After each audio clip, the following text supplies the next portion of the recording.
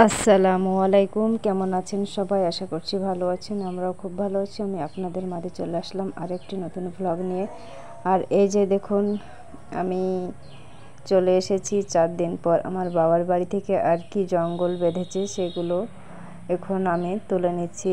এই যে এটা হচ্ছে করলা গাছ, আর দেখুন গাছের চারিপাশে কত আগাছা জন্মেছে।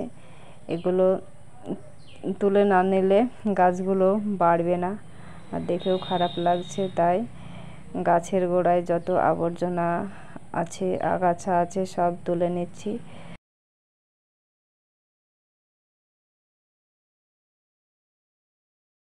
যে যেখান থেকে আমার ভিডিওটি দেখছেন, ভালো লাগলে লাইক করবেন, কমেন্ট করে আপনার মতামতটা জানাবেন, আর বেশি ভালো লাগলে সাবস্ক্রাইব করে পাশে থেকে যাবেন।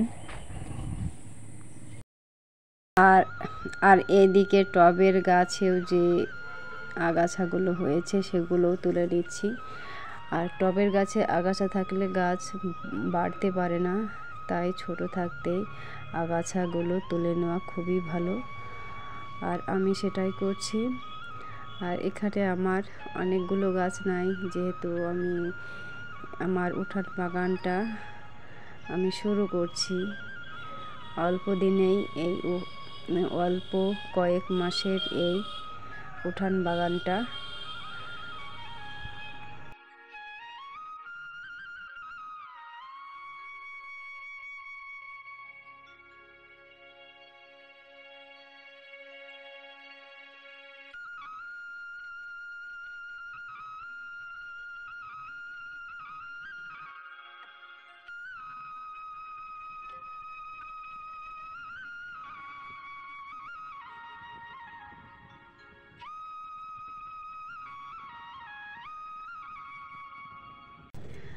আর এদিকে দেখুন ফুলের গাছের যে নিচে ডালগুলো ঝুলছিল সেগুলো আমি কেটে পরিষ্কার করে নিলাম। আর গাছের গোড়াটা দেখুন একটু ঝাড় দিয়েও পরিষ্কার করে নিলাম। আর কত সুন্দর লাগছে এইভাবে গাছের কাটিংটা আমি সুন্দর করে করে নিলাম। আর তারপরে আমি ঝাড়ু দিয়ে নিচ্ছি।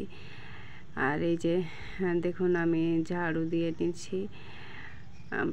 এখানে 4 দিন আমি ছিলাম না, আর উঠোন ঝাড়ু দেওয়ার মতো বাড়িতে লোকজনও ছিল না, তাই উঠানটা অনেক নোংরা হয়েছে।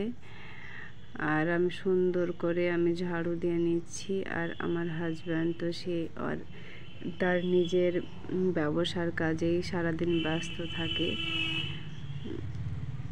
আর বাড়িঘর নোংরা হলে একটুও ভালো লাগে না বাড়ি ঘরে থাকতে।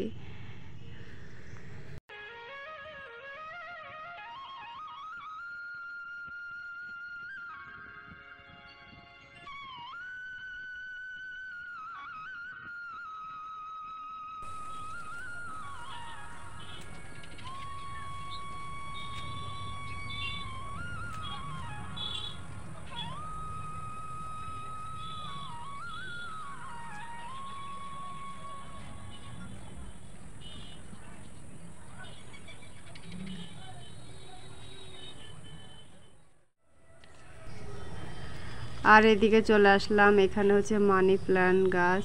মানি প্ল্যান্ট গাছের লতাটা এখন আমি কেটে নেব, তারপরে আমি এই লতা দিয়ে অনেকগুলো চারা তৈরি করতে দেব। আর এই যে দেখুন লতাগুলো কেটে নেওয়া হয়ে গেছে। এখন আমি সাইজ করে এই কেটে নেব। উপরে একটু মানে পাতার সামনে এবং পেছনে একটু একটু করে রেখে দিয়ে আমি মাছটা কেটে ফেলে দেব। আর হয়তো আপনারা যারা ভিডিওটি দেখছেন তারা অনেকেই জানেন কিভাবে মানি প্ল্যান্ট গাছ লাগাতে হয়, আমার থেকে হয়তো আপনারা বেশি ভালো জানেন। আর এই যে এদিকে কেটে নেওয়া হয়ে গেছে। আর আমি এবার কিছু গাছ আমি মাটিতে লাগাবো, আর কিছু গাছ আমি জলে রেখে দেব, ঘরে রেখে দিব জলে। আর এই যে আমি একটি ছোট্ট টবে মানি প্ল্যান্টের আমি ডালগুলো লাগিয়ে দিচ্ছি। তারপরে এদিকে জল দিচ্ছি। আর অফ ক্যামেরায় আমি কিছু মানি প্ল্যান্টের ডাল আমি জলে রেখে দিয়েছি। আর তারপরে এই যে দেখুন এখানে জাম আছে আর কিছু জামরুল, আর জামরুলগুলো খেয়ে নিয়েছি আগেই, আর দুটো পড়ে আছে। আর এখন আমি লবণ দিয়ে আমি এবং আমার ছেলে দুজনে লবণ দিয়ে আমরা জামগুলো খেয়ে নিচ্ছি। আর আজকের মতো এই ভিডিওটি শেষ করলাম। ভালো থাকবেন, সুস্থ থাকবেন, আল্লাহ হাফেজ।